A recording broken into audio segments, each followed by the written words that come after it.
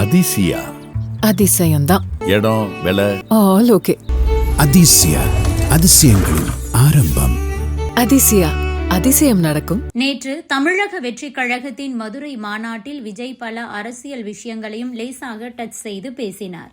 அவரின் பேச்சு ஆழமில்லாமல் இருந்ததாக விமர்சனங்கள் முன்வைக்கப்பட்டுக் கொண்டிருக்கிறது. பல விஷயங்கள் குறித்தும் நேற்று பேசிய விஜய் மறைந்த தேமுதிக தலைவர் விஜயகாந்த் குறித்தும் பேசினார். உடல்நிலை சரியில்லாமல் விஜயகாந்த் மருத்துவமனையில் சிகிச்சை பெற்று வந்தபோது கூட விஜய் போய் பார்க்கவில்லை. இப்போது மட்டும் எதற்காக அவரை பற்றி பேசுகிறார்? அரசியலுக்காகவா என்று பலரும் கேள்விகளை எழுப்புகிறார்கள். அதே நேரத்தில் பிரேமலதா விஜயகாந்த் வேறு மாதிரி பதில் கொடுத்திருக்கிறார். அது பற்றி பார்க்கலாம். நான் இந்த மண்ணில் கால் எடுத்து வச்ச உடனே ஒரே ஒருத்தரை பத்தி தான் மனசுக்குள்ள ஓடிக்கிட்டே இருந்தது. அவர் யாருன்னு உங்களுக்கும் தெரிஞ்சிருக்கும். சினிமானாலும் சரி, அரசியல்னாலும் சரி, நமக்கு ரொம்ப ரொம்ப பிடிச்சது புரட்சி தலைவர் எம்ஜிஆர் அவர்கள் தான்.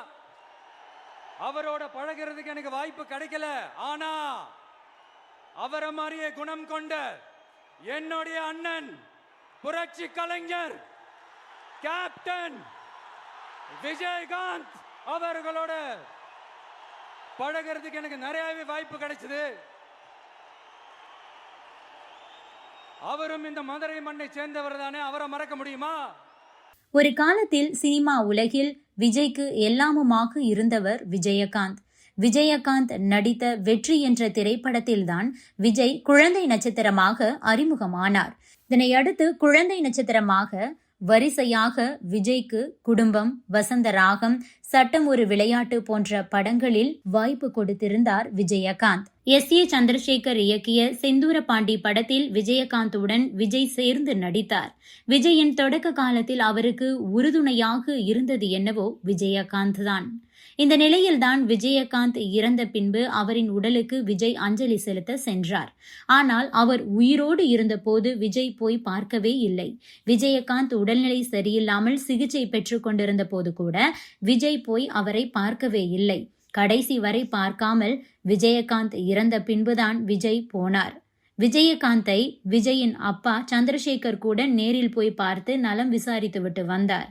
ஆனால் கடைசி வரை விஜய் போகவே இல்லை.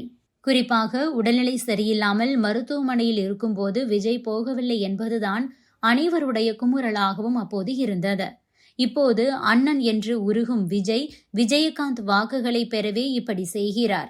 விஜயகாந்த் சிகிச்சையில் இருந்தபோது ஏன் அவரை சென்று பார்க்கவில்லை என்று திமுகவினர், தேமுதிகவினர் உள்ளிட்டோர் கேள்விகளை எழுப்பி வருகிறார்கள்.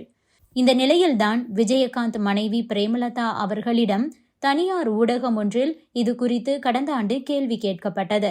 அதற்கு பிரேமலதாவோ, உண்மையில் விஜயகாந்த் உடல்நிலை சரியில்லாமல் இருந்தபோது தம்பி விஜய் வந்து பார்க்காதது வருத்தம்தான். தேமுதிக தொண்டர்கள், விஜயகாந்த் ரசிகர்கள், விஜய் ரசிகர்களும் கூட அடிக்கடி இந்த கேள்வியை கேட்டுக்கொண்டுதான் இருக்கிறார்கள்.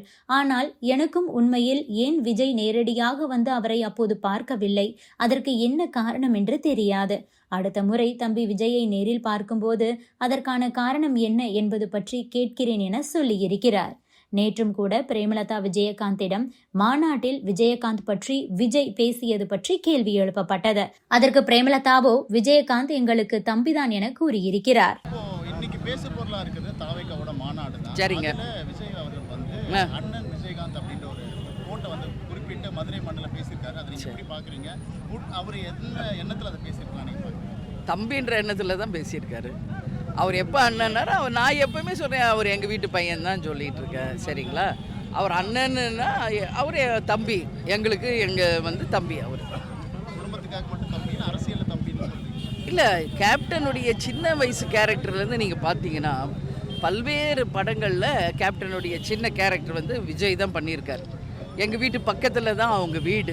SACக்கும் கேப்டனுக்குமான உறவு 17 திரைப்படங்களே அவர் டைரக்ட் பண்ணியிருக்கார். இன்னும் நேற்று இல்லைங்க, இது இன்றைக்கி அரசியலுக்கு வந்ததுனால அண்ணன் தம்பி விஜய் அப்படின்னு வருது. அது ஆக்சுவலி அது கிடையாது. அது பல வருஷமாக கேப்டன் சினிமா துறையில் காலடி வைத்ததில் இருந்து இன்றைக்கு வரைக்கும் அந்த நட்பு அப்படியே தொடருது.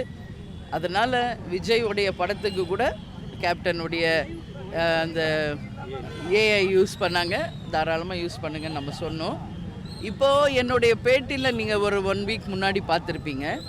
அனுமதி இல்லாமல் யாரும் கேப்டனுடைய புகைப்படத்தை பயன்படுத்தக்கூடாது. அதுக்கு ரீசன் என்ன நான் சொல்கிறேன். கேப்டன் வந்து எம்ஜிஆரை மானசீக குருவாக ஏற்றுக்கிட்டார். அது மாதிரி எல்லா இடத்துலையும் சொல்லுவார், என்னுடைய மானசீக குரு வந்து இவர் தான் எம்ஜிஆர். அது மாதிரி விஜய் சொல்லட்டும். அப்புறமா இப்போ சொல்லியிருக்கார் அண்ணன்னு. இப்போ நம்ம வந்து அதை பற்றி நம்ம பரிசீலிக்கலாம். சரிங்களா? அதனால் இன்றைக்கி வந்து அவர் அண்ணன்னு சொல்கிறப்போ நான் வந்து அவரை வந்து தம்பியாக நினைக்கிறேன். Subscribe to One India and never miss an update.